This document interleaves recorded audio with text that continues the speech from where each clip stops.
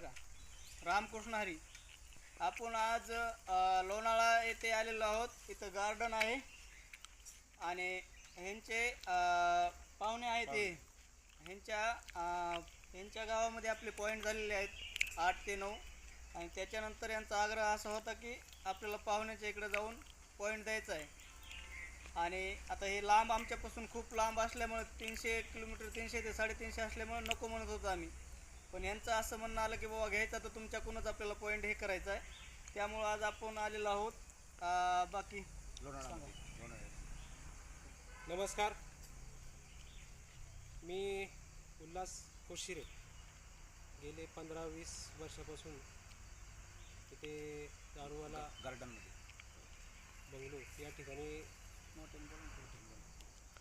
ठिकाणी गार्डनचं काम करतो. तर आमचं